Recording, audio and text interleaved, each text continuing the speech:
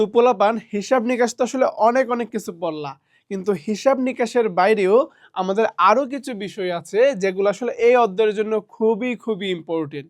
আর ওই বিষয়গুলো হচ্ছে আমাদের ব্যবসার মধ্যে যে আসলে বিভিন্ন লেনদেন হই, ওই লেনদেনগুলোর কিছু দলিল আছে, কিছু উৎস আছে। তো ওই দলিল বা উৎসগুলোকে আমরা আসলে এখন পড়ব। এর মধ্যে দেখো সবচেয়ে ইম্পর্টেন্ট একটা দলিল বা সবচেয়ে ইম্পর্টেন্ট একটা উৎস হচ্ছে চালান।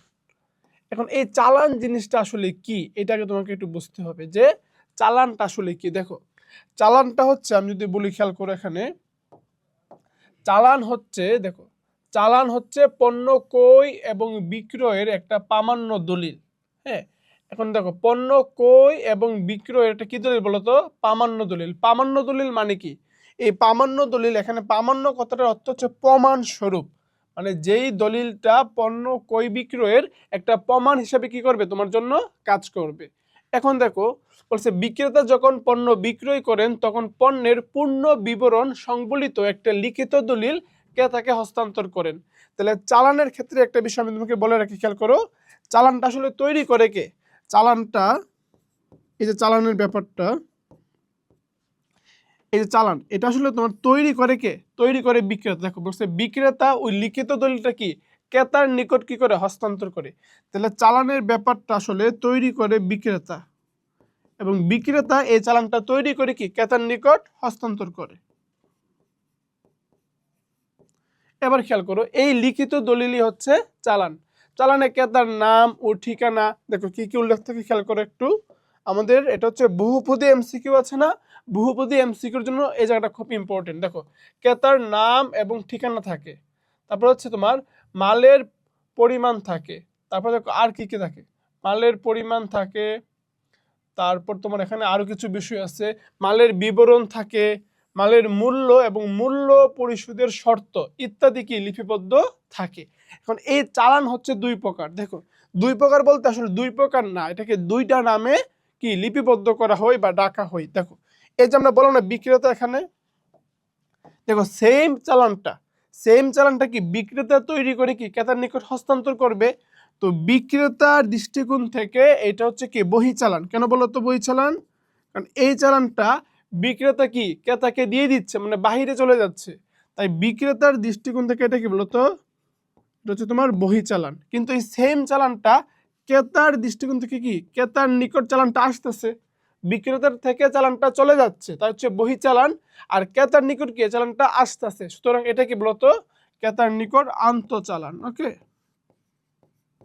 তো এটা কিন্তু এমসিকিউতে বুড়ে অনেকবার আসছে যে বিক্রেতার নিকট ওই চালানটা কি বহি চালান, আর ক্রেতার নিকট যে চালান ওটার নাম কি আন্তঃচালান। ঠিক আছে, এখন আরেকটা মজার বিষয় হচ্ছে অনেক সময় পরীক্ষায় আসে যে কই জাবেদা এবং বিক্রয় জাবেদা। দেখো কই জাবেদা এবং বিক্রয় জাবেদা এইটা আসলে তৈরি করা হয় কিসের উপর ভিত্তি করে? একটা বিষয় ভালো করে খেয়াল করো। দেখো কই জাবেদা যেটা আছে, হ্যাঁ কই জাবেদা,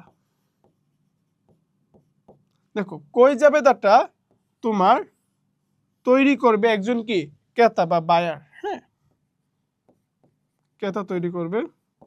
সেম ভাবে আমি যদি বলি তোমার বিক্রয় জাবেদা, বিক্রয় জাবেদা, এই যে বিক্রয় জাবেদাটা আছে এটাকে তৈরি করে, এটা তৈরি করে একজন বিক্রেতা বা সেলার। তাহলে এই যে কই জাবেদা এবং বিক্রয় জাবেদা, কিন্তু এই যে কই জাবেদা এবং বিক্রয় জাবেদা এই দুইটা জাবেদা তৈরি করা হয় কিসের উপর ভিত্তি করে বলতো? এই দুইটা জাবেদা তৈরি করা হয় আমার চালানের উপরে ভিত্তি করে। এটাও এমসিকিউর জন্য খুবই খুবই ইম্পর্টেন্ট। তো এবার চলো একটা চালান দেখতে কি রকম, এটা খুবই খুবই ইম্পর্টেন্ট। পরীক্ষাতে আসবে যে একটা চালান তৈরি করো, ধরো যে এটা একটা প্রশ্ন, এই প্রশ্নের উপর ভিত্তি করে বলবে একটা চালান তৈরি করো, এবং এইটা পরীক্ষায় অনেক অনেক অনেক অনেকবার আসছে, অনেকবার কি এই প্রশ্নটা এক্সামের মধ্যে আসছে যে একটা চালান তৈরি করো। এবার খেয়াল করো তুমি আসলে কিভাবে একটা চালান তৈরি করতে পারবা। দেখো কি বলছে, সুমন ট্রেডার্স নিউ মার্কেট ঢাকার একজন জনপ্রিয় ব্যবসায়ী 2017 সালের 10ই মার্চ, দেখো কি বলছে 2017 সালের 10ই মার্চ তারিখে সুমন ট্রেডার্স মেসার্স জাহিদ ট্রেডার্সের নিকট। দেখো কার নিকট বলো তো? জাহিদ ট্রেডার্সের নিকট 40 টাকা দরে 1000 কেজি চাল। দেখো কি বলছে, 40 টাকা দরে কি বলতো 1000 কেজি চাল বিক্রি করছে। কারবারি বাট্টা কত পার্সেন্ট? কারবারি বাট্টা হচ্ছে এখানে আমার 5%। চালান নং হচ্ছে কি 05728 এবং শর্তটা খুবই খুবই ইম্পর্টেন্ট, 2/10 নিট 30। এই শর্তটা অনেকবার এমসিকিউতে আসছে এবং এবার যেহেতু তোমাদের শর্ট কোশ্চেন আছে, আমি ড্যাম শিওর যে এই শর্তটা কোনো না কোনো বোর্ডে শর্ট কোশ্চেন ইনশাল্লাহ চলে আসতে পারে। এবং এই শর্তের মানেটা আসলে কি বলতো? এই শর্তের মানেটা জানা খুব বেশি ইম্পর্টেন্ট। দেখো 2/10 নিট 30। ধরো আমি হচ্ছে একজন বিক্রেতা, এবং আমি তোমার নিকট কি করলাম বলতো বিক্রি করলাম, তো তুমি হচ্ছে ক্রেতা। আচ্ছা, ওই বিক্রির সময় একটা শর্ত দিলাম। একটা বিষয় কিন্তু মনে রাখতে হবে, চালানটা কই বিক্রয়ের প্রামাণ্য দলিল। কোন ধরনের কই বিক্রয় বলতো? চালানটা হচ্ছে বাকিতে কই বিক্রয়ের প্রামাণ্য দলিল। তাহলে এই যে চালান, এটা হচ্ছে কি বলতো বাকিতে কই বিক্রয়ের প্রামাণ্য দলিল। ওকে, বাকিতে কই বিক্রয়ের দলিল। ওকে, তাহলে যেহেতু আসলে বাকিতে কই বিক্রয় করা হবে, তার মানে হচ্ছে আমার যে তোমার টাকাটা থাকবে ওইটা আসলে এখন পরিশোধ করা হবে না, নগদে পরিশোধ করা হবে না, কিছুদিন পরে পরিশোধ করা হবে। তো সেই ক্ষেত্রে বিক্রেতা, যিনি আসলে বিক্রেতা থাকে, তিনি ক্রেতাকে একটা শর্ত দিয়ে দিবে। শর্তটা কি বলতো? শর্তটা হচ্ছে এবার এরকম, দেখো তোমার 2/10 নিট 30। এখন কথা হচ্ছে এই শর্তের মানেটা আসলে কি, খেয়াল করো। 2/10 নিট 30 এর মানে হচ্ছে তুমি হচ্ছে আমার ক্রেতা, তুমি যদি টাকাটা 10 দিনের মধ্যে পরিশোধ করে দাও, তাহলে আমি তোমাকে 2% বাট্টা দিব। তো আমি যে তোমার নিকট বাকিতে বিক্রি করলাম, ওই বাকিতে বিক্রয়ের টাকাটা তুমি যদি 10 দিনে পরিশোধ করতে পারো, আমাকে তাহলে কি আমি তোমাকে 2% কি আরো বাট্টা দিব, নগদ বাট্টা দিব। এটা কি বাট্টা বলো তো? এটা কিন্তু কারবারি বাট্টা না, এটা হচ্ছে কি নগদ বাট্টা। ঠিক আছে, নগদ বাট্টা দিব। আর 30 দিনের মধ্যে তোমাকে টাকাটা অবশ্যই কি করতে হবে, পরিশোধ করতে হবে। তো এই হচ্ছে কি আমার আসলে বিক্রয়ের শর্ত। ঠিক আছে, এখন দেখো একটা চালান তুমি কিভাবে লিখবে। দেখো চালান এখানে সর্বপ্রথম যে বিষয়টা আসবে, খেয়াল করো, আমি দেখাই তোমাকে। দেখো সর্বপ্রথম এখানে যে বিষয়টা আসবে, প্রথম হচ্ছে তোমাকে এখানে সর্বপ্রথম লিখতে হবে এখানে বিক্রেতার নাম। দেখো যেখানে তুমি কি তোমার বিক্রেতার নাম, সুমন ট্রেডার্স, এখানে বিক্রি করতেছে কে? সুমন ট্রেডার্স। তো তোমাকে সর্বপ্রথম লিখতে হবে কি বলতো? বিক্রেতার নাম লিখতে হবে। তারপর হচ্ছে বিক্রেতার ঠিকানা, তার যে দোকান, ওই দোকানের ঠিকানা আসলে কোন জায়গায়, এইটা তোমাকে লিখতে হবে যে ওই দোকানের ঠিকানা কোথায় বলতো? ঠিকানা হচ্ছে 53 নিউ মার্কেট, ঢাকা। এখানে লিখতে হবে তারিখ, এই যে তারিখ 10 মার্চ 2017, এই যে দেখো তারিখ 2017 সালের 10ই মার্চ। এখানে লিখবে কি তারিখ। এখানে লিখবা চালান নং 05728, এই যে চালান নং লিখবা। তারপর এখানে লিখবা ক্রেতার নাম, যিনি আসলে ক্রয় করতেছে তার নাম এবং ঠিকানা। দেখো এখানে ক্রেতা হচ্ছে মেসার্স জাহিদ ট্রেডার্স, তো তার নাম লিখবা মেসার্স জাহিদ ট্রেডার্স, তার ঠিকানা হচ্ছে কি বুটবাজার, গাজীপুর। আচ্ছা, তারপরে এখানে সুন্দর করে একটা ছক করবা। ঠিক আছে, ছক করে লিখবা এখানে চালান। ঠিক আছে, এবার কি করবা, এবার একটা বক্স করবা। বক্সের মধ্যে মোট কলাম হবে কয়টা বলো তো? মোট কলাম হবে তোমার 5টা। ঠিক আছে, তো এটা কিন্তু এমসিকিউতে আসে যে চালানের মধ্যে আসলে মোট গড় থাকে কয়টা বা মোট কলাম থাকে কয়টা। তো কি বলতো? কমিক নং, মালের বিবরণ, দর, পরিমাণ, টাকা। এবার খেয়াল করো, কমিক নং আমি মাল বিক্রি করছি কয়টা? একটা। ওটার নাম কি বলতো? আমি কি বিক্রি করছি? আমি চাল বিক্রি করছি। তাহলে দেখো, তাহলে লিখবে যে নাজির শাইল চাল। দেখো কি লিখছে বলতো? ধরে চাল বিক্রি, তুমি লিখবে যে শুধু লিখতে পারো যে নাজির শাইল চাইল। ঠিক আছে, তারপর হচ্ছে তোমার এখানে 40 টাকা দেয়। দেখো তাহলে কি প্রত্যেক কেজি চালের দাম কত? প্রত্যেক কেজি চালের দাম হচ্ছে 40 টাকা। তো এখানে লিখবা 40 টাকা ধরে কত কেজি? 1000 কেজি। তাহলে 40 × 1000 মোট হবে কত টাকা? মোট হবে আমার 40,000 টাকা। এখান থেকে তুমি কি বাদ দিবা? এখান থেকে তুমি বাদ দিবা কারবারি বাট্টা। তাহলে কারবারি বাট্টা কত? 5%। তাহলে 40,000-এর 5% হবে কত বলো তো? 40,000-এর 5% হবে তোমার 2000 টাকা। তাহলে 40,000 থেকে 2000 মাইনাস দাও। কারবারি বাট্টা অলওয়েজ কি বলো তো? এখান থেকে মাইনাস করে দিতে হবে। তাহলে 40,000 থেকে 2,000 মাইনাস দিলে হবে কত?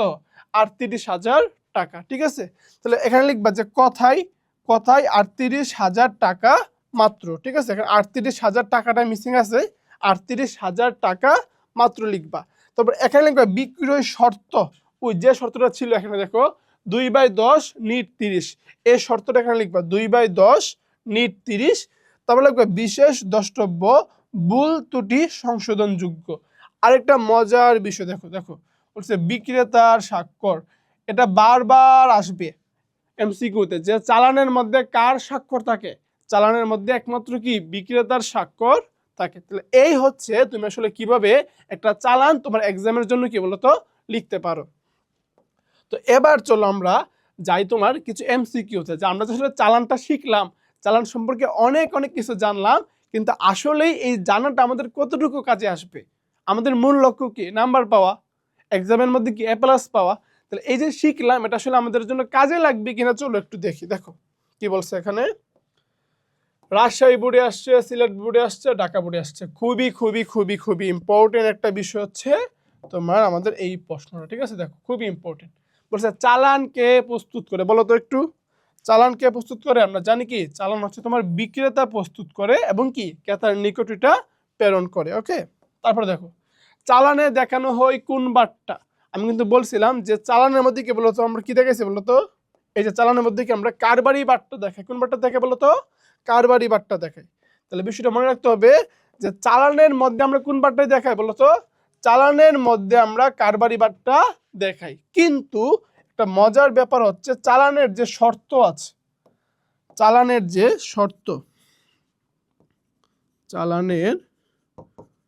শর্ত থাকবে ওই শর্তের মধ্যে দেখো, চালানের ওই শর্তের মধ্যে আমরা কোন বারটা দেখাই? শর্তের মধ্যে আমরা নগদ বারটা দেখাই। তাহলে তোমার প্রশ্নটার প্রতি খুব ভালো করে মনে রাখতে হবে, প্রশ্নটার দিকে কি ফোকাস রাখতে হবে যে চালানে দেখানো হয় কোন বারটা? কারবারি বারটা।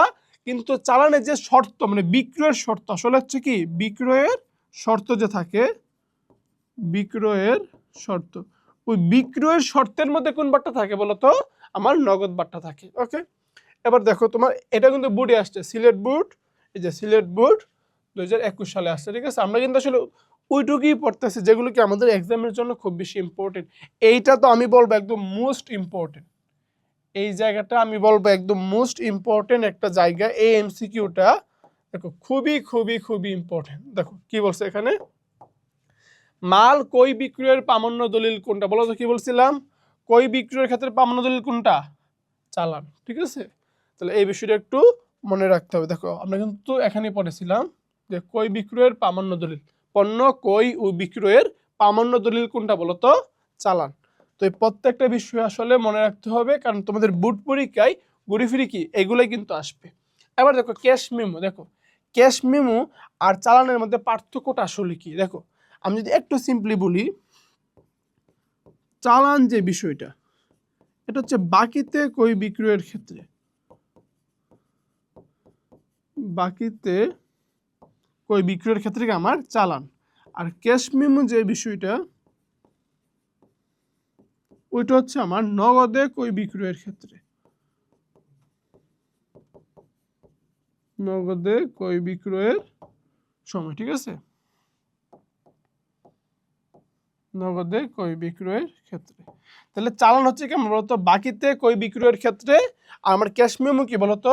ক্যাশ মেমো হচ্ছে আমার কি নগদে কই বিক্রয়ের ক্ষেত্রে। সুতরাং এই দুইটা শব্দকে একটু মাথার মধ্যে ভালো করে রাখতে হবে। ঠিক আছে, আচ্ছা এখন ক্যাশ মেমো এখানে আসলে তোমার জাস্ট একটাই ইম্পর্টেন্ট ব্যাপার আছে, একটাই ইম্পর্টেন্ট ব্যাপার আছে, ওটা হচ্ছে কি ক্যাশ মেমো কই সেট তৈরি করা হয়। পরীক্ষায় অনেকবার আসছে যে ক্যাশ মেমো 3 সেট তৈরি করা হয়। ঠিক আছে, ক্যাশ মেমো কি বলতো 3 সেট ক্যাশ মেমো কি তৈরি করতে হবে। ঠিক আছে, দেখো কি বলছে, নগদ মূল্যে পণ্য ক্রয় বিক্রয়ের ক্ষেত্রে ক্যাশ মেমো ব্যবহৃত হয়, পণ্য বিক্রেতা পণ্য ক্রেতাকে ক্যাশ মেমো দিয়ে থাকে। তাহলে ক্যাশ মেমো কে কাকে দেয় বলতো?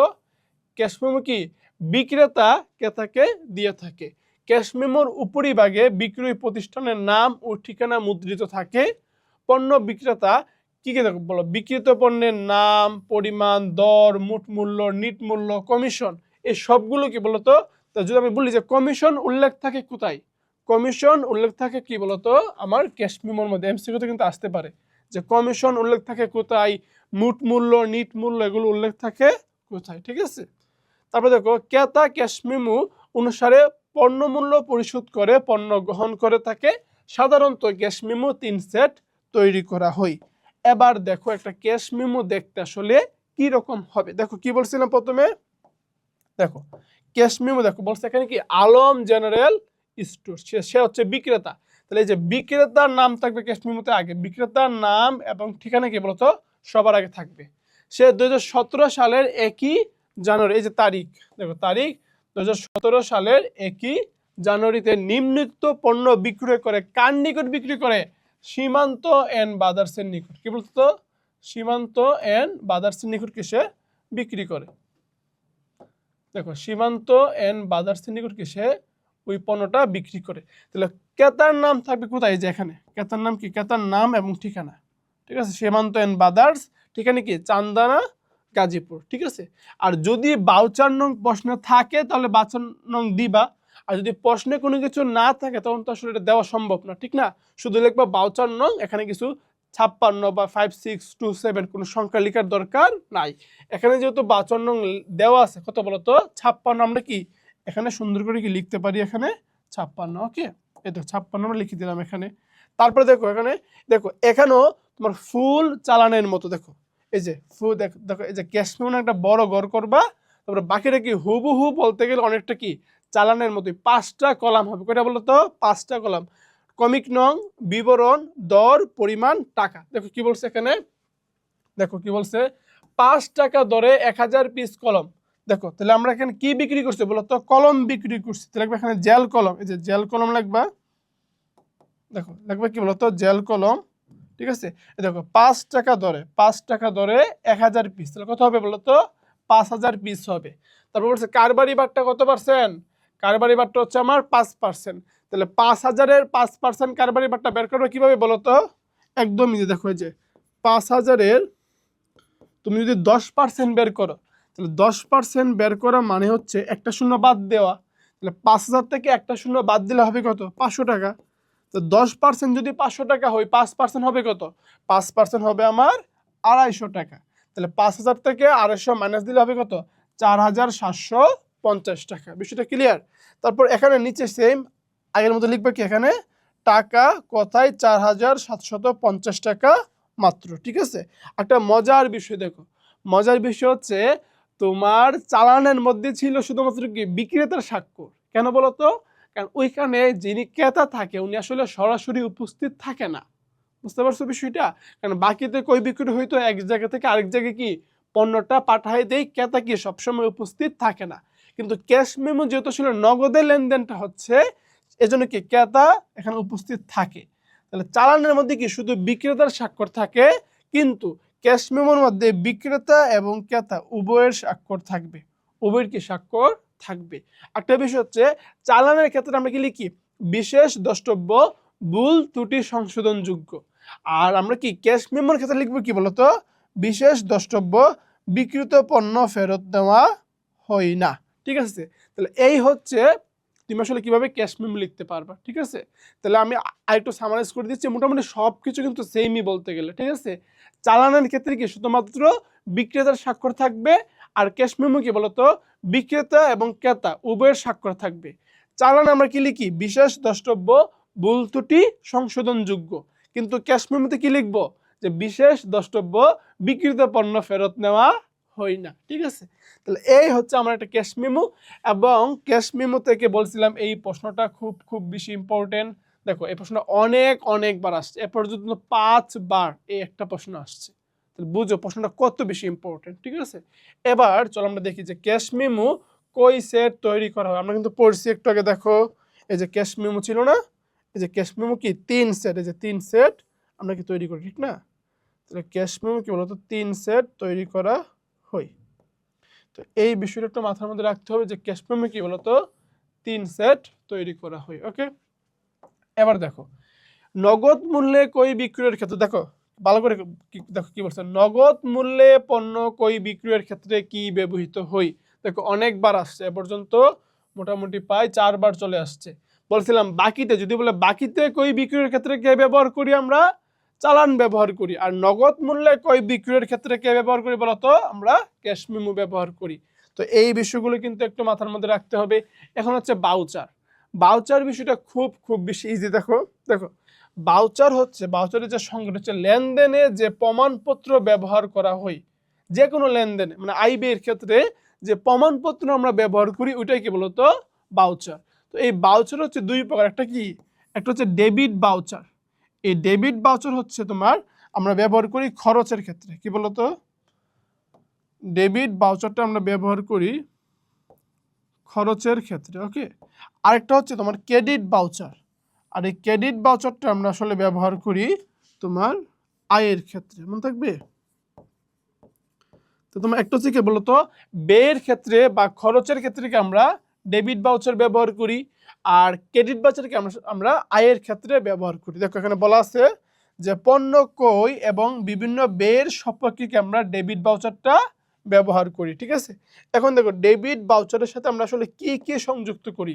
দেখো ডেবিট বাউচারের সাথে আমরা চালান সংযুক্ত করি, ক্যাশ মেমো যুক্ত করে ধারাবাহিকভাবে বাউচার নম্বর প্রদানপূর্বক ক্যাশবুক বা নগদ রেজিস্টারের ক্রেডিট দিক বা খরচের দিকে আমরা লিপিবদ্ধ করি। তো এই প্রশ্নটা পরীক্ষার দিকে আসতে পারে। দেখো বলছে যে বিভিন্ন ক্রয় এবং বিভিন্ন ব্যয়ের জন্য, এই যে ক্রয়, আমি যে পণ্য কিনবো এটা তো একটা খরচ, এটা ব্যয়, অর্থাৎ মূলত বিভিন্ন খরচের সপক্ষে আমরা ডেবিট বাউচারটাকে ব্যবহার করব, এবং ডেবিট বাউচারের সাথে আমরা চালান এবং ক্যাশ মেমো কি যুক্ত করে দিব। আর একটা ইম্পর্টেন্ট বিষয় হচ্ছে ডেবিট বাউচারটা আমরা কোন দিকে লিখবো বলতো, আমাদের যখন বিভিন্ন খরচ হবে, খরচ হলে কি আমাদের টাকা চলে যাবে না, তখন আমাদের নগদ কি হবে, নগদ হবে ক্রেডিট। এই জন্য এখানে বলছে যে ক্যাশবুক বা তোমার নগদান বইয়ের, নগদান রেজিস্টারের যেহেতু টাকা চলে যাবে, এজন্য কি ক্রেডিট দিকে বা খরচের দিকে আমরা লিখবো। একটা হচ্ছে কি ক্রেডিট বাউচার। দেখো ক্রেডিট বাউচার হচ্ছে কি পণ্য বিক্রয় বা বিভিন্ন আয়ের জন্য যেই বাউচার ব্যবহার করা হয় ওইটাকে আমার ক্রেডিট বাউচার, ঠিক আছে। তো ক্রেডিট বাউচার যেহেতু আমার আয় হবে, তাহলে আয় হলে কি হবে, আমার নগদ টাকা বাড়বে। তো যেহেতু নগদ টাকা বাড়বে তাহলে কি নগদান হিসাবটা কি ডেবিট হবে। এই জন্য এটা কি বলতো ক্যাশবুকের ডেবিট দিকে বা অর্থ প্রাপ্তির দিকে কি লিখতে হবে, ঠিক আছে। এবার চলো একটা ডেবিট বাউচার দেখতে কি রকম হয় আমরা দেখি, ঠিক আছে। দেখো এখানে কি বলছে, বলছে এখানে আলী এন্ড হায়দার আন্দরকিল্লা চট্টগ্রামের একজন কি সফল ব্যবসায়ী, ঠিক আছে। তাহলে ইনি হচ্ছে আমাদের কোম্পানির মালিক। 2022 সালের মার্চ মাসের 20 তারিখে তার লেনদেনটি হচ্ছে নিম্নরূপ, কি বলতো, তিনি বিক্রয় কর্মী আশিককে বেতন প্রদান করছে কত, 7,000 টাকা। তাহলে বেতন দিলে এই হচ্ছে তোমার ডেবিট বাউচারের ছক। কিরকম ছকটা দেখো, এখানে হচ্ছে যিনি বিক্রেতা তার নাম এবং ঠিকানা থাকবে, আলী এন্ড হায়দার আন্দরকিল্লা চট্টগ্রাম, নাম এবং ঠিকানা। তারপর এখানে থাকবে ডেবিট বাউচার নং, ডেবিট বাউচার নং যেটা তোমার প্রশ্নে দেওয়া থাকবে, যে দেখো তাহলে এখানে লিখবা ডেবিট বাউচার নং, কি লিখবে এখানে 39 লিখবা, ধরো ডেবিট বাউচার নং 39, ঠিক আছে। তারপর হিসাব খাতের নাম, দেখো এখানে খরচের নামটা কি, ডেবিট বাউচার মানে কি খরচ, তাহলে খরচের নাম কি বেতন হিসাব, এখানে লিখবা যে বেতন হিসাব, ঠিক আছে, বেতন হিসাব।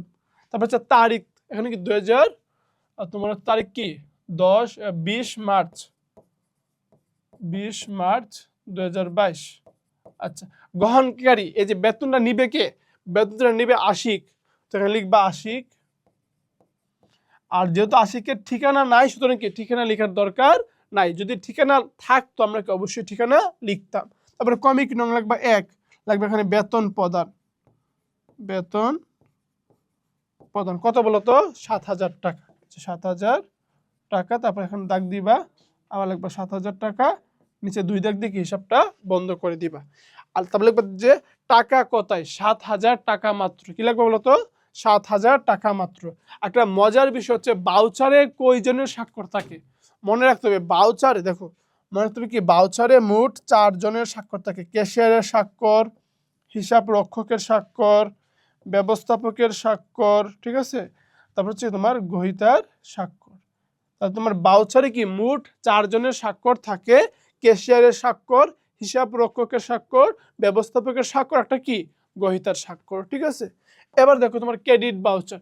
ক্রেডিট ভাউচারটা তোমার দেখতে হুবহু ডেবিট ভাউচারের মতোই, জাস্ট একটু হালকা পরিবর্তন। দেখো এটাকে তোমার আয়ের ক্ষেত্রে আমরা ব্যবহার করি, তাহলে যার আয় হবে, যার প্রতিষ্ঠান, দেখো এখানে প্রতিষ্ঠান কার, জহির অ্যান্ড ব্রাদার্স ফুলতলা খুলনা, তাহলে যে জহির অ্যান্ড ব্রাদার্স ফুলতলা খুলনা, ওই ব্যক্তির কি লিখবা, নাম এবং ঠিকানা লিখতে হবে।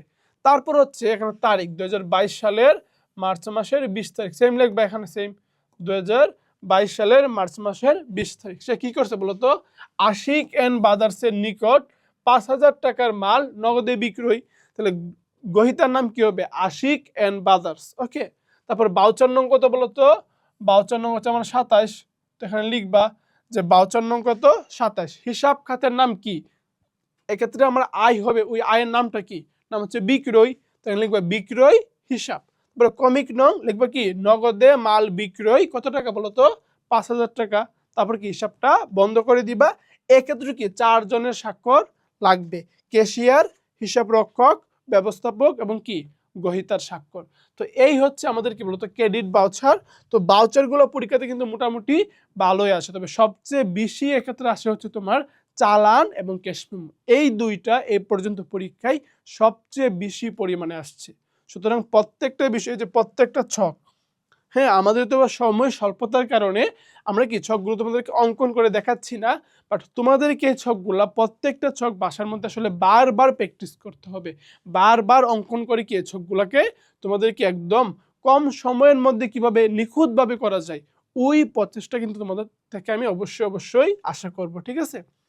তো এই হচ্ছে বিষয়। এবার দেখো আসলে এখান থেকে এমসিকিউ আসে, দেখো বেতন প্রদান 3,000 টাকা, তো আমি যদি বেতন দেই ওইটা আমার খরচ, তো যদি খরচ হই তাহলে খরচের জন্য আমরা কি বলতো, খরচের জন্য হচ্ছে আমাদের ডেবিট ভাউচার। ওকে, এই আর কি, এটা আসছে কবে, যশোর বুট 2022 সালে আসছে, ঠিক আছে।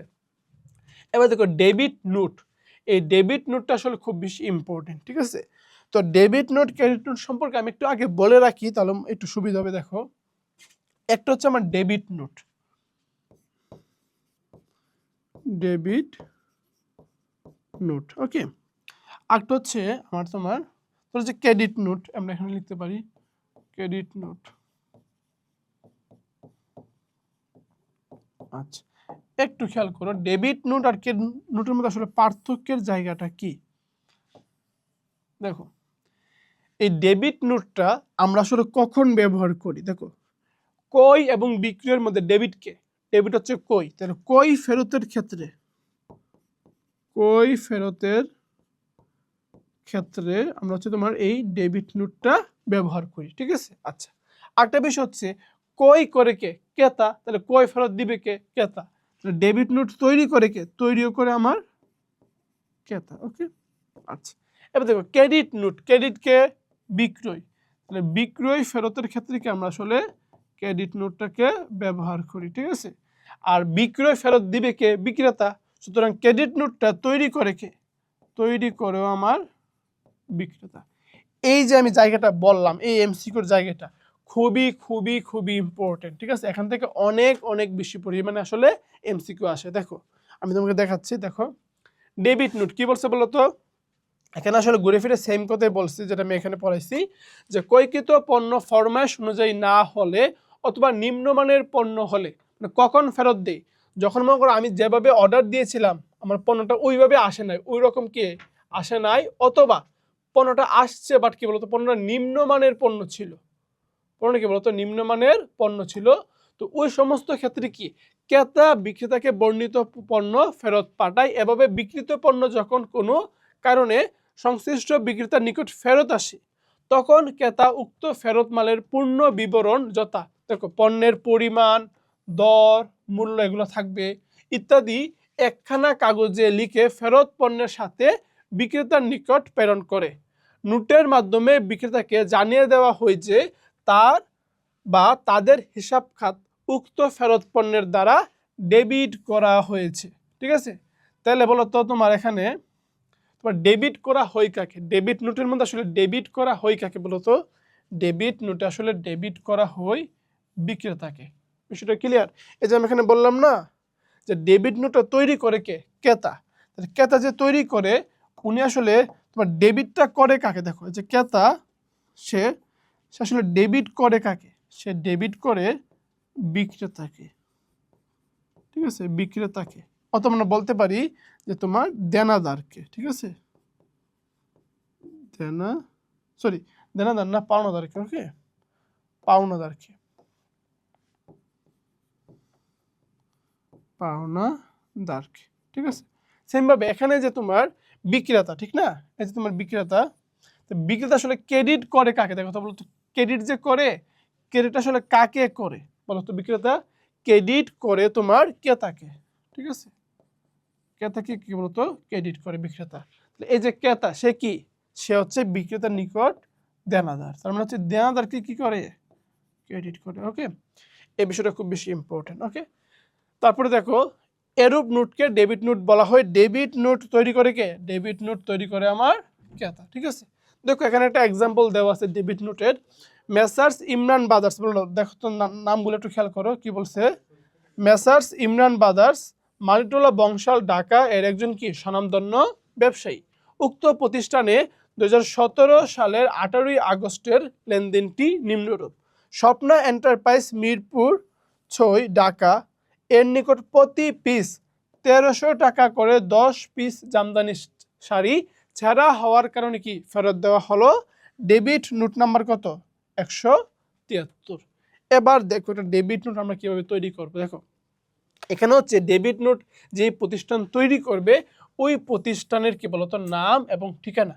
দেখেন ডেবিট নোটটা তৈরি করবে কি ইমরান ব্রাদার্স, সুতরাং ইমরান ব্রাদার্সের নাম এবং ঠিকানা। এখানে লিখবে কি, এখানে লিখবা তারিখ, ওকে। তারপরে এখানে লিখবে কি ডেবিট নোট নম্বর, ঠিক আছে, ডেবিট নোট নম্বর। এখানে হচ্ছে তুমি যার নিকট পণ্যটা ফেরত পাঠাইবা, যেমন আমরা পণ্য ফেরত দিব কাকে, আমরা পণ্য ফেরত দিব স্বপ্না এন্টারপ্রাইজকে, সুতরাং এখানে স্বপ্না এন্টারপ্রাইজের কি বলতো নাম এবং ঠিকানা লিখতে হবে, বুঝতে পারছো। আচ্ছা, আর সূত্র যদি পরীক্ষার মধ্যে দেওয়া থাকে তাহলে লিখবা, আর যদি দেওয়া না থাকে তাহলে এটা এভাবে খালি রেখে দিবে, ঠিক আছে। এই হচ্ছে আমার আসলে তোমার ডেবিট নোটের বিষয়। ডেবিট নোটে মোট কলাম হবে কয়টা, মোট কলাম হবে 3টা। কি কি বলতো, কমিক নং, মালের বিবরণ ও ফেরতের কারণ, পরিমাণ। তাহলে মালের বিবরণ বলতে এখানে আসলে আমরা কি কে ফেরত দিচ্ছি, দেখো আমরা 1300 টাকা দরে 10 পিস কে ফেরত দিচ্ছি, জামদানি শাড়ি ফেরত দিচ্ছি, এবং কেন ফেরত দিচ্ছি, ছেঁড়া হওয়ার কারণে ফেরত দিচ্ছি। প্রত্যেকটা বিষয় স্পষ্টভাবে কিন্তু কি করতে হবে, উল্লেখ করে দিতে হবে, বুঝতে পারছো পোলাপান। এবার দেখো, এবং ফেরত দেওয়ার পরে আমরা ডেবিট নোটে তাদের হিসাবকে কি করব, ডেবিট করব, এবং এটা বলতে হবে যে ফেরত পণ্যের মূল্য দ্বারা আপনাদের হিসাবকে ডেবিট করা হলো, ডেবিট করা হলো। তো এই হচ্ছে তোমার 10 পিস, তাহলে 1300 ইন্টু 10 হবে কত, 13,000 টাকা। এখানে কারবারি বারটা ছিল, দেখো তো এখানে কারবারি বারটা অবশ্যই ছিল, হয়তো এখানে উল্লেখ করতে ভুলে গেছি। তো কারবারি বারটা ধরো ছিল কত পার্সেন্ট, তোমার এখানে কারবারি বারটা তো থাকার কথা, বাট এখানে তো নাই, ঠিক আছে। ধরো তোমার এখানে কারবারি বারটা ছিল 1000 টাকা, ঠিক আছে। তাহলে কারবারি বারটা যদি থাকে তাহলে কি তুমি মাইনাস করে দিবে 1000 টাকা, তাহলে 13,000 থেকে 1000 মাইনাস করলে কত হবে, 12,000 টাকা। তাহলে টাকা কথায় 12,000 মাত্র, ঠিক আছে। এই হচ্ছে আমার বিষয়। এবার দেখো ডেবিট নোটের সাহায্যে কি লেখা হয় বলতো, ডেবিট নোট আমরা কখন লিখি, যখন আমাদের কি বলতো কই ফেরত হয় না। তো ডেবিট নোটের সাহায্যে কি বলতো আমরা কই ফেরত বই লিখি, কই ফেরত বই লিখি, ঠিক আছে। এই যে দেখো ডেবিট নোটের সাহায্যে, যে ডেবিট নোট কই ফেরতের ক্ষেত্রে তাহলে কোন বই লিখবো, কই ফেরত বই লিখবো, ওকে। এবার দেখো নেক্সটে ডেবিট নোট কে তৈরি করে বলো, দেখো অনেক অনেক বেশি ইম্পর্টেন্ট। কতবার আছে দেখো, 1 2 3 4 5 6 বার আসছে, অনেক অনেক ইম্পর্টেন্ট, অনেক অনেক বেশি, ওকে, অনেক অনেক বেশি ইম্পর্টেন্ট, ঠিক আছে। দেখো ডেবিট নোট কে তৈরি করে বলো তো, ডেবিট নোট তৈরি করবে কে, ডেবিট নোট তৈরি করে আমার ক্রেতা, ওকে। আর বিক্রেতা কি, বিক্রেতা তৈরি করে আমার ক্রেডিট নোট, ঠিক আছে। এই বিষয়গুলো একটু মাথার মধ্যে রাখতে হবে। এবার দেখো ক্রেডিট নোট, তো ক্রেডিট নোট হচ্ছে সেম ডেবিট নোটের উল্টাটা জাস্ট, ঠিক আছে। উল্টা দেখো বিক্রেতার কাছে বিক্রিত পণ্য ফেরত এলে, দেখো বিক্রেতার নিকট বিক্রিত পণ্য ফেরত এলে বিক্রেতা আসলে যে একটা নোট তৈরি করে ওইটা হচ্ছে কি তোমার আমার ক্রেডিট নোট, ঠিক আছে।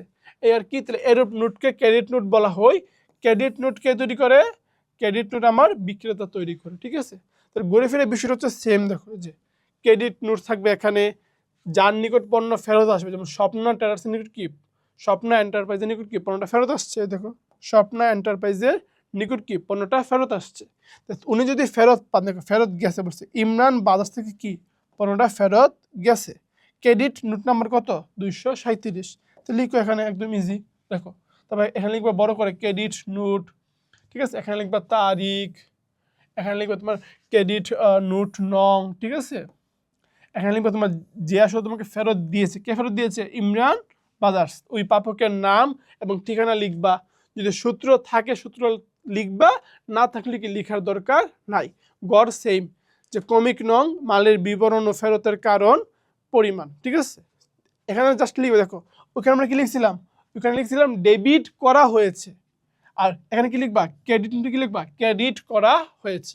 ওখানে লেখা হয়েছিল যে ফেরত দেওয়া হলো, এখানে কি লিখবা, ফেরত পাওয়া গেছে। বিষয়টা ক্লিয়ার? এই আর কি মোটামুটি। এবার একটা মজার বিষয় দেখো, দেখো দেখো এই যে এখানে ডেবিট নোটের স্বাক্ষর থাকে কার, ডেবিট নোটের স্বাক্ষর থাকবে কই ব্যবস্থাপকের, কিন্তু যে ক্রেডিট নোট, দেখো ক্রেডিট নোটের স্বাক্ষর থাকবে কার, বিক্রয় ব্যবস্থাপকের, ঠিক আছে। এই বিষয়গুলো একটু মাথার মধ্যে রাখতে হবে। এই আর কি মোটামুটি। দেখো এখন ক্রেডিট নোট কে তৈরি করে বলতো, ক্রেডিট নোট তৈরি করে বিক্রেতা। অনেক অনেক বেশি ইম্পর্টেন্ট, অনেকবার আসছে, দেখছো অনেকবার আসছে। তারপরে দেখো নেক্সটে যাই। দেখো বোর্ডে আসা আরো কিছু গুরুত্বপূর্ণ প্রশ্ন। দেখো এই অধ্যায়ে যা যা ছিল আমি আসলে সব কিছু তোমাদেরকে পড়াই দিচ্ছি। এই অধ্যায়ের উপর যদি তোমার নলেজ থাকে একদম জিরো, কিন্তু এই ভিডিওটা দেখার পর তোমার নলেজ এই অধ্যায়ের উপর একদম 100-এ 100 হয়ে যাবে। তোমার সাথে আসলে আর কেউ পারবে না এই অধ্যায়ের উপর, ঠিক আছে। যদি তুমি আসলে পরিমাণ মতো প্র্যাকটিস করে যাও, তাহলে পরীক্ষাকে একদম এই অধ্যায়ের উপর যা কিছু আসবে একদম কুপাই দিয়ে আসতে পারবা। কিন্তু একটা মজার ব্যাপার হচ্ছে, এই অধ্যায়ের আরো কিছু ছোট ছোট ব্যাপার স্যাপার আছে, যেগুলো তোমাকে একটু পড়িয়ে দেওয়া দরকার, যেন তুমি পরীক্ষায় গিয়ে আসলে না খাও, ঠিক আছে। দেখো কি কি ব্যাপার স্যাপার আছে, দেখো বোর্ডে আসা আরো কিছু গুরুত্বপূর্ণ প্রশ্ন আমরা একটু সলভ করে দিচ্ছি তোমাদের সুবিধার জন্য। দেখো কি কি আছে এখানে। দেখো আমরা কিন্তু আসলে বোর্ডে আসা প্রশ্ন, যশোর বোর্ডে আসছে 2024 সালে, খুব বেশি দিন আগে কিন্তু না। এই প্রশ্নটা আসছিল এবং বলছিল জানুয়ারি মাসে মোট ক্রয়ের পরিমাণ কত, মানে মোট কত টাকার পণ্য আমরা জানুয়ারি মাসে আসলে ক্রয় করছি, বুঝতে পারছো।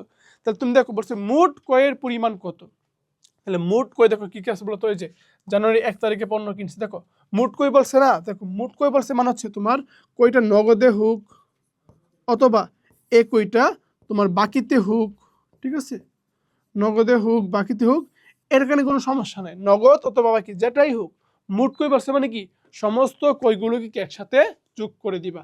দেখো পণ্য কই যোগ করবা, তো বলতে যে যন্ত্রপাতি কয়টাকে আসবে বলতো, যন্ত্রপাতি কয়টাকে আসবে এখানে, খেয়াল করো যন্ত্রপাতি কই কিন্তু এখানে আসবে না। কেন আসবে না বলতো, কারণ এখানে বলছে মোট কই, শুধু কই বলতে বোঝায় পণ্য কিনা, পণ্য কই করাকে বোঝায়, কিন্তু যন্ত্রপাতি কি সম্পদ, সুতরাং এটা কিন্তু এখানে আসবে না। তারপর তোমার নেক্সটের দিকে আর কি কি আসতে পারে এখানে, এ দেখো দাঁড়ে পণ্য কই, দাঁড়ে কিনে আর তোমার নগদে কিনি, অবশ্যই এখানে আসবে। তাহলে এই যে দুইটা লেনদেন, এই দুইটা দেখো, এই হচ্ছে দুইটা লেনদেন, এই দুইটা লেনদেন কিন্তু কি আমাদের এখানে আসলে মূলত আসবে, ঠিক আছে। বিষয়টা একটু খেয়াল করো। এটা হচ্ছে পণ্য কই 6 লাখ, এটা কি বলতো দাঁড়ে পণ্য কই 35,000। এই যে সব করবে এখানে তারিখ বিবরণ টাকা, তাহলে এখানে দিবা তারিখ 2022 সালের, দেখো 2022 সালের জানুয়ারি 1 আর 25, এই যে 2022 সালের কি বলতো জানুয়ারি 1 আর কি বলতো জানুয়ারি 25। দেখো যে পণ্য কই কত 6 লাখ টাকা, আবার হচ্ছে দাঁড়ে পণ্য কই কত বলতো 35,000 টাকা, যোগ করলে হবে কত 6,35,000 টাকা। খুবই সিম্পল।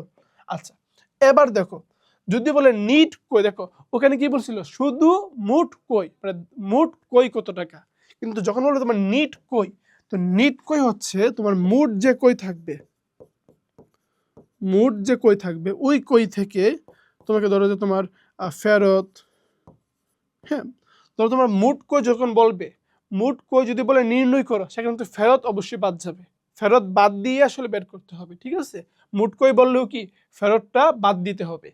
আর যদি বলে নিট কই, তাহলে ফেরত তো বাদ দিবাই, ফেরত বাদ দিয়ে পণ্য উত্তোলন, ঠিক আছে, পণ্য উত্তোলন, ঠিক আছে, তারপরে তো যে বাদটা সব বাদ দেবে সব, ঠিক আছে, সব বাদ দেওয়ার পরেই কি তুমি আসলে মোট পরিমাণটা নির্ণয় করতে পারবা, ঠিক আছে? তাহলে মোট কই বলুক আর নিট কই বলুক, সব কিছু বাদ দেওয়ার পরে তোমার কাছে যেই কইটা থাকবে ওইটাই কি তুমি আসলে বের করে আনতে হবে, ঠিক আছে? তো দেখো নিট কইয়ের পরিমাণ বের করলে কি কি আসবে, দেখো যে বাকিতে পণ্য কই আসবে, এটা আসবে, ঠিক আছে? তারপরে দেখো তোমার কি কি আছে, আর ল্যাপটপে আসবে না, ল্যাপটপ হচ্ছে সম্পদ, সম্পদ কিনলে আসবে না, ঠিক আছে? তারপর দেখো ব্যক্তিগত প্রয়োজনে পণ্য উত্তোলন, এই যে বলছিলাম না পণ্য উত্তোলন, আর আছে পণ্য বিতরণ, পণ্য বিতরণ থাকলেও মাইনাস হবে, ওকে?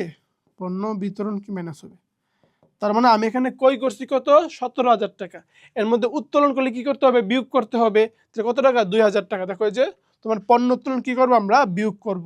তো চলো আমরা যাই, এখানে দেখো বাকিতে পণ্য কই, দেখো তোমার এখানে যে বাকিতে পণ্য কই কত বলো তো, 17,000 টাকা, এর মধ্যে পণ্য উত্তোলন করছি কত, পণ্য উত্তোলন করছি আমরা 2,000 টাকা, তাহলে 17,000 থেকে 2,000 মাইনাস দিলে হবে কত, 17,000 থেকে 2,000 মাইনাস দিলে হবে 15,000 টাকা। এই হচ্ছে মূলত আমাদের বিষয়, এটা হচ্ছে কি আমাদের মার্চের 2 এবং মার্চের 20, এই যে দেখো মার্চের 2 এবং কি মার্চের 20 তারিখের লেনদেন, ওকে? এবার দেখ এখানে বলছে নগদ লেনদেনের পরিমাণ, আমরা কিন্তু এদের শুরুর দিকে পড়ছিলাম যে লেনদেন 3 প্রকার হয়, একটা হচ্ছে নগদ, একটা হচ্ছে বাকি, একটা হচ্ছে কি অনগদ লেনদেন, ঠিক আছে? এখন এইটা তোমার আসছে কবে বলছো, ঢাকা বোর্ডে 23 সালে আসছে, তাহলে যদি নগদ লেনদেন আসে তাহলে এর পরের বছরে কোনো না কোনো সময় অনগদ লেনদেন আসতে পারে, দাঁড়ে বা বাকিতে লেনদেন আসতে পারে। আমরা কিন্তু ওই কনসেপ্টগুলো এই জন্যই ওদের শুরুর দিকে একদম আমরা আলোচনা করে নিয়েছি। দেখো নগদ লেনদেন কি কি আছে, এই যে নগদে বিক্রয়, নগদ লেনদেন, ঠিক আছে? তারপর দোকান ভাড়া পরিশোধ, নগদ লেনদেন, ঠিক না? তারপর হচ্ছে পুরাতন আসবাবপত্র বিক্রয়, এটাও কি নগদ লেনদেন। দাঁড়ে পণ্য কই, এটা কিন্তু নগদ লেনদেন না, ঠিক আছে? ব্যাংকে জমা দেওয়া হলো, এটা কি নগদ লেনদেন। দাঁড়ে পণ্য বিক্রয়, এটা কিন্তু নগদ লেনদেন না। তাহলে আমি আসলে নগদ লেনদেন পাচ্ছি কইটা, নগদে বিক্রয়, দোকান ভাড়া পরিশোধ, পুরাতন আসবাবপত্র বিক্রয়, ব্যাংকে জমা দেওয়া হলো, এই 4টা পাচ্ছি। এই 4টা লিখো, যে নগদে বিক্রয়, দোকান ভাড়া পরিশোধ, পুরাতন আসবাবপত্র বিক্রয়, ব্যাংকে জমা দেওয়া হলো, লিখে তারপর এটা যোগ করো, যোগ করে যোগফলটা এখানে সুন্দর করে বসিয়ে দাও, তোমার অঙ্ক হয়ে গেছে। খুবই সিম্পল, ঠিক আছে? খুবই সিম্পল। দেখো এই সিম্পল অঙ্কটা আসছিল কত মার্কের জন্য, 4 মার্কের জন্য, কিন্তু করতে সময় লাগবে কি মাত্র 2 মিনিট, মাত্র 2 মিনিটে কি তুমি 4-এ 4 কিন্তু পাইতে পারো, ঠিক আছে? দেখো তার এবার চলো বাচ্চা কাচ্চারা আমরা আসলে সিলেট বোর্ডের 2021 সালে আসা একটা প্রশ্ন একটু সলভ করে আসি, দেখি কি কি আছে, ঠিক আছে? সিলেট বোর্ডে তোমার 2021 সালে আসছে এবং এখানে বলছে যে কি বলছে বলো তো, এখানে বলছে যে মালিকানা সত্ত্বের পরিমাণটা আসলে বের করো, এবং এখানে মালিকানা সত্ত্বের পরিমাণ যে বের করতে বলছে শুধুমাত্র ওইটা না, কোন লেনদেনগুলোর ভিত্তিতে বলছে খেয়াল রাখতে হবে, মার্চের 1, 8, 24, 18 এই লেনদেনগুলোর ভিত্তিতে মালিকানা সত্ত্ব বের করতে বলছে।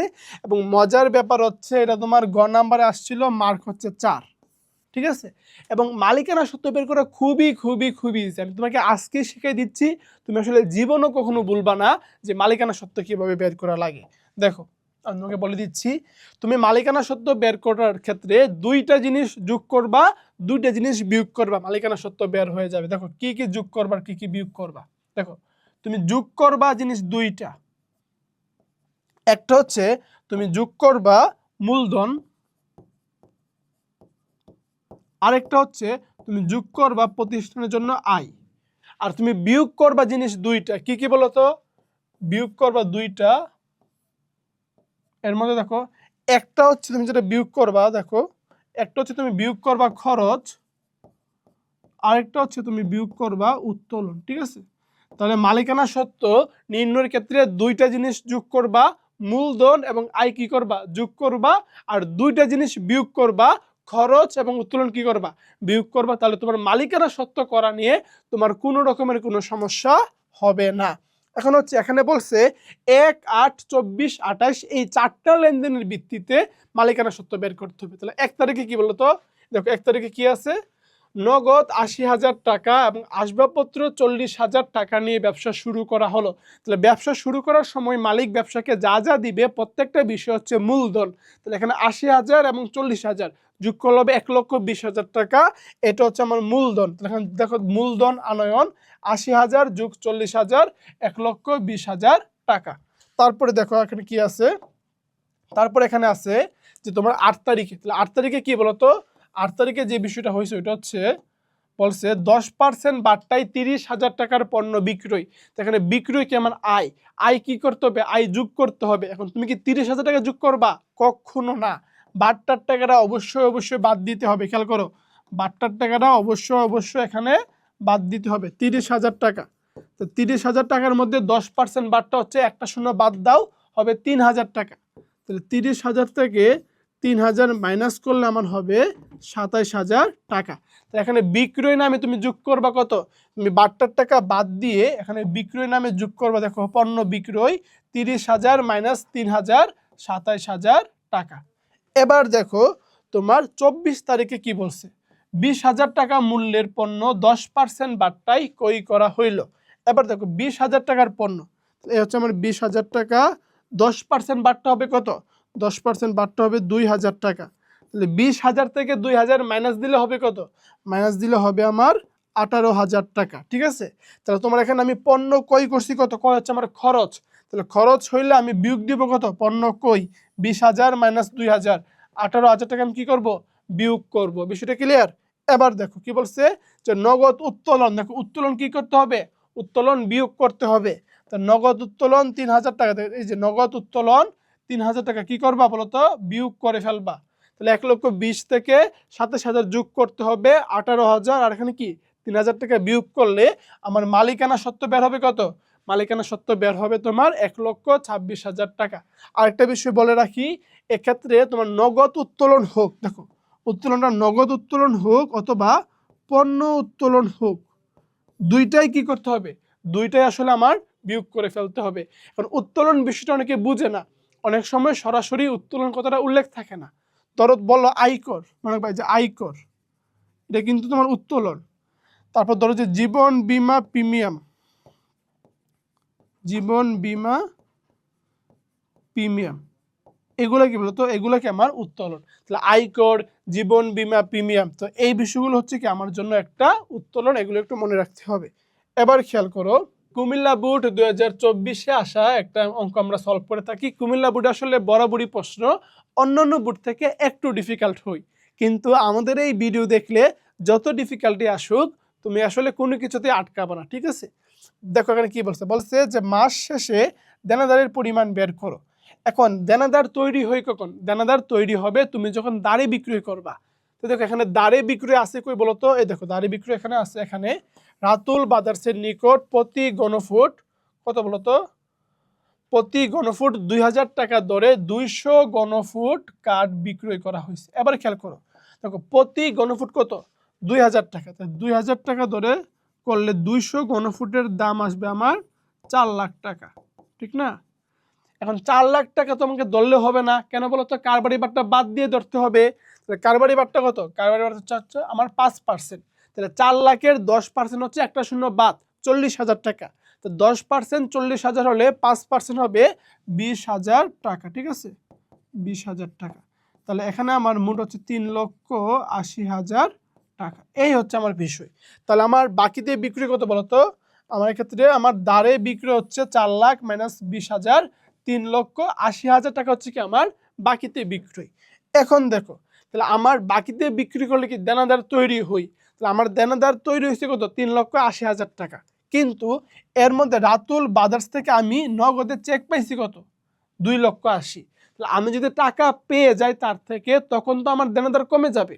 আমি তার থেকে পাইতাম 3,80,000, সে আমাকে 2,80,000 টাকার চেক দিছে, তখন কি হচ্ছে, আমার দেনাদার কমে গেছে। তাহলে কমে গেলে লাগবে দেনাদার নিকট থেকে প্রাপ্তি 2,80,000। তাহলে এই 3,80,000 থেকে 2,80,000 বিয়োগ করে দিবা, বিয়োগ করলে মাস শেষে দেনাদারের নিট উদ্বৃত্ত থাকবে মাত্র 1 লক্ষ টাকা। ঠিক আছে, এবার খেয়াল করো, বলছে নিট পাওনাদার বের করো, নিট পাওনাদারের পরিমাণ নির্ণয় করো।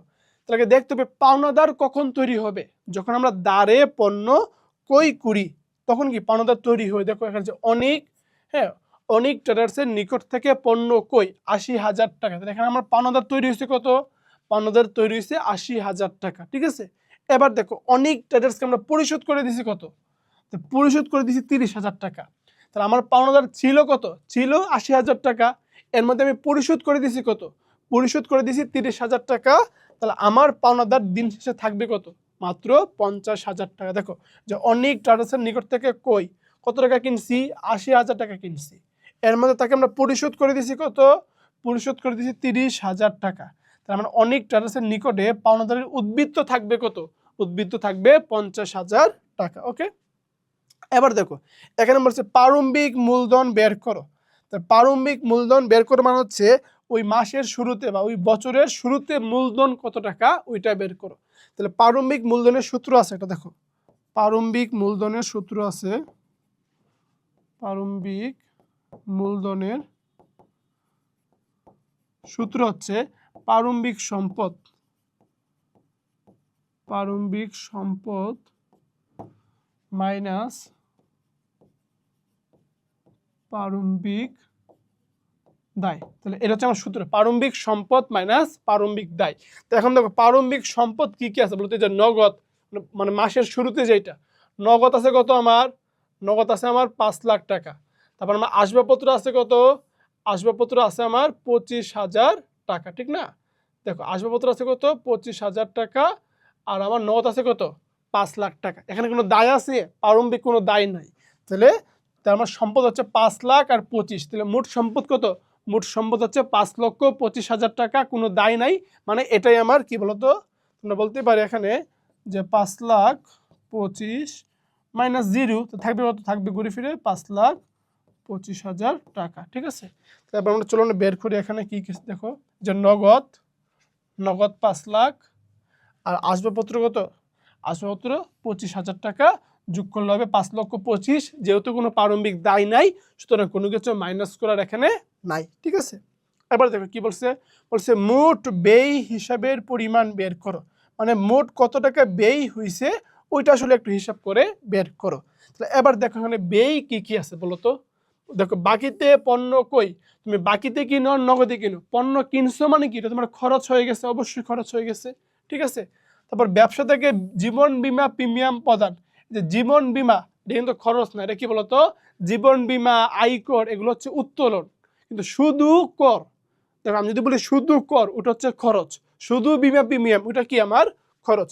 বিক্রয়কর্মী আশিককে বেতন প্রদান এটা আমার খরচ। তাহলে বলছে ব্যয় হিসাব মানে খরচ কয়টা আছে, খরচ আছে 2টা, বাকিতে পণ্য 25,000 টাকা, বিক্রয়কর্মী আশিককে বেতন প্রদান কত 7,000 টাকা। এই আশিক নামে কি কেউ আসো থাকলে কমেন্ট করতে পারো যে পণ্য কত বলো তো 25,000 টাকা, বেতন প্রদান করছি কত, বেতন দিচ্ছি 7,000, যোগ করলে কত হবে, যোগ করলে হবে আমার 32,000 টাকা, ঠিক আছে বাচ্চারা? এবার দেখো বাচ্চা কাচ্চা কি বলছে এখানে, বলছে স্থায়ী সম্পদের মোট মূল্য কত, স্থায়ী সম্পদের মোট মূল্য বের করতে বলছে। দেখো তাহলে মোট মূল্য বের করলে, দেখো আমি যেটা মোটর গাড়ি কিনছি এটা আমার একটা স্থায়ী সম্পদ, তাহলে স্থায়ী সম্পদ আমার কি আসছে কত 2,80,000 টাকা। এবার দেখো কি বলছে, বলছে মোটর গাড়ি ভ্যানের রেজিস্ট্রেশন খরচ 25,000 টাকা। একটা বিষয় খুব ভালো করে মনে রাখতে হবে যে একটা স্থায়ী সম্পদ ক্রয় করা থেকে শুরু করে ওটাকে চালু করা পর্যন্ত যা যা খরচ লাগবে প্রত্যেকটাই হচ্ছে ওই স্থায়ী সম্পদের নামে লিখতে হবে। তাহলে আমি স্থায়ী সম্পদ আমি কিনছিলাম 2,80,000 টাকা দিয়ে, ভালো কথা। এখন ওইটা চালু করতে ওটাকে আমি রাস্তায় নামাইতে কি করতে হবে, রেজিস্ট্রেশন করতে হবে। তাহলে ওই রেজিস্ট্রেশন খরচটাও এখানে যোগ করতে হবে 25,000 টাকা। তাহলে আমার হবে কত বলতো 3,05,000 টাকা। এই হচ্ছে আমার বিষয়। তাহলে স্থায়ী সম্পদের মোট মূল্য কত হবে আমার, স্থায়ী সম্পদের মোট মূল্য দেখো এখানে হচ্ছে 2,80,000 আর রেজিস্ট্রেশন হচ্ছে 25, তাহলে মোট হবে 3,05,000 টাকা হচ্ছে কি স্থায়ী সম্পদের মোট মূল্য। এখন যদি তোমাকে কোনো সময় বলে যে বহিমূল্য বের করে, কি বলতো, ধরো তোমাকে বললো, ধরো তোমাকে এভাবে বললো, হ্যাঁ যে তোমার বহিমূল্য বের করো, যে স্থায়ী সম্পদের বহিমূল্য বা ধরো যে পুস্তক মূল্য বের করো, ঠিক আছে, পুস্তক মূল্য বের করো, তখন তুমি কি করবা, তখন সম্পত্তির মূল্য থেকে পুঞ্জীভূত অবচয় বাদ দিবা, পুঞ্জীভূত অবচয় বাদ দিবা, ঠিক আছে? যদি বলে যে বহিমূল্য বের করো বা পুস্তক মূল্য বের করো, তখন কি সম্পত্তির মূল্য থেকে পুঞ্জীভূত অবচয় যেটা প্রশ্নে দেওয়া থাকবে কি ওইটা বাদ দিবা। বাদ দিলে তখন তোমার সম্পত্তির এই যে বহিমূল্য বা পুস্তক মূল্যটা কি বের হবে। বা ধরো যে তোমাকে বললো যে সম্পত্তির মোট মূল্য বের করো, মোট মূল্য বের করো, ঠিক আছে। আর তুমি সম্পত্তি যে কিনছো, সম্পত্তির কই, সম্পত্তি কই তো তুমি কি করবা, যোগ করবা। তারপর সম্পত্তির রেজিস্ট্রেশন খরচ, সম্পত্তির জাহাজ ভাড়া, সম্পত্তির তোমার সেট আপ খরচ, সংস্থাপন ব্যয় সব কিছুই যোগ হবে। যদি তুমি সম্পত্তি বিক্রি করে দাও তখন ওই বিক্রিটা কি বলতো মাইনাস করবা, মানে এতে কি তোমার সম্পত্তি কমে গেছে। তো এই বিষয়গুলো একটু খেয়াল রাখতে হবে, ঠিক আছে। দেখো বলছে আসবাবপত্রের নিট মূল্য বের করো। দেখো কি বলছে, আসবাবপত্রের নিট মূল্যটা বের করো। এবার খেয়াল করো এখানে আসবাবপত্র আছে কই বলো তো, আসবাবপত্র কত টাকার, 60,000 টাকার আসবাবপত্র এখানে আছে। তো ভালো কথা, তা আসবাবপত্র আছে হচ্ছে কি 60,000 টাকার। এর মধ্যে দেখো আবার একটা পুরাতন আলমারি আমরা বিক্রি করে দিয়েছি। আসবাবপত্র আমাদের ছিল কত, ছিল 60,000 টাকা, এর মধ্যে বিক্রি করছি কত, 4,000 টাকা। তাহলে 60 থেকে 4 বাদ দিলে দেখো তোমার 60,000 টাকার ছিল আমার, এর থেকে আমি 4,000 টাকা কি বিক্রি করে ফেলছি। তাহলে বিক্রি করে ফেললে আমার আর থাকবে কত, থাকবে 56,000 টাকা। এ দেখো আমার এখানে ছিল 60,000 টাকা, বিক্রি করছি 4,000 টাকার, আছে কত, আছে আমার 56,000 টাকা, ঠিক আছে। আচ্ছা নিট মূল্য। এবার দেখো বলছে নগদ উদ্বৃত্তের পরিমাণ বের করো, মানে মাস শেষে আমার কাছে নগদ আদান প্রদান কত টাকা হয়েছে এটা বের করো। খেয়াল করে একটু, মূলধন আনলে কি নগদ বাড়ে না, তো যদি নগদ বাড়ে এটা কি করব, এটা আমরা এখানে যোগ করে দিব, ঠিক আছে। আচ্ছা এরপর দেখো মাহবুবের নিকট থেকে পণ্য কই, মাহবুব নাম উল্লেখ আছে মানে কি বাকিতে কিনছে, এখানে নগদের কোনো সম্পর্ক নাই। শ্যামলী ট্রেডার্সের নিকট ডাল বিক্রয়, শ্যামলী ট্রেডার্স নাম উল্লেখ আছে, তার মানে কি বাকিতে বিক্রয় করছি, বাকিতে বিক্রি করলে এখানেও নগদের কোনো কিছু নাই। কমিশন পাইছি, কমিশন পেলে কেমন নগদ টাকা বাড়বে, এখানে যোগ করো, এখানে যে কমিশন প্রাপ্তি যোগ করো, দেখো তোমার যে 2500 টাকা আর মূলধন আনছিলাম কত তোমার 2 লাখ টাকা, তাহলে যোগ করলে হবে 2,02,500 টাকা। এই হচ্ছে কি আমাদের এই মেথ। এবার দেখো এই হচ্ছে তোমাদের আসলে যা যা ছিল, আমরা কিন্তু প্রত্যেকটা বিষয় কভার করেছি। আমি একদম গ্যারান্টি দিয়ে বলতে পারি তুমি যদি এই সম্পূর্ণ ভিডিওটা দেখে থাকো তাহলে কমপক্ষে তোমার শর্ট সিলেবাসে যারা আসো ডিআর 26 ব্যাচ, তোমাদের কমপক্ষে 25 থেকে 30 মার্ক তুমি তোমার পরীক্ষায় জাস্ট এই একটা ভিডিও থেকে কমন পাবা। ধরো তুমি অ্যাকাউন্টিংয়ের কিচ্ছু জানো না, কোনো কিছু অ্যাকাউন্টিংয়ের জানো না, তারপরও তুমি যদি জাস্ট এই ভিডিওটা দেখে যাও তোমার অ্যাকাউন্টিংয়ের বেসিক তো অনেক বেশি স্ট্রং হবেই হবে, পাশাপাশি তুমি আসলে 25 থেকে 30 মার্ক চোখ বুঝে তুমি আজকের এই ভিডিও থেকে কমন, একদম কমন পাবা, ঠিক আছে। তোমার যদি অ্যাকাউন্টিংয়ের নলেজ একদম বেসিক লেভেলেও থাকে, তারপর আমাদের আজকের এই ভিডিওটা থেকে তোমার বেসিক তো স্ট্রং হবেই, পাশাপাশি তুমি 25 থেকে 30 মার্ক একদম চোখ বুঝে কমন পাবা, পরীক্ষা একদম কুপাই দিয়ে আসতে পারবা। তো এই ছিল আমাদের অধ্যায় 2। তুমি যদি বাকি অধ্যায়গুলোর উপর এরকম ভিডিও চাও এবং বাকি অধ্যায়গুলোর উপর আসা সবগুলো প্রশ্ন কুপাই দিতে চাও, এমসিকিউ সিকিউ শর্ট কোশ্চেন সব কিছু, তাহলে আমাদের কমেন্টে জানাতে পারো। তোমাদের কমেন্টের উপরে ভিত্তি করে কিন্তু আমরা আসলে বাকি অধ্যায়গুলোর উপর ওয়ান শট নিয়ে আসবো ইনশাল্লাহ। আজকে এতটুকুই, দেখা হবে আবার নতুন কোনো ভিডিওতে অ্যাকাউন্টিংয়ের নতুন কোনো ম্যাজিক নিয়ে, নতুন কোনো অধ্যায় নিয়ে। আসসালামু আলাইকুম।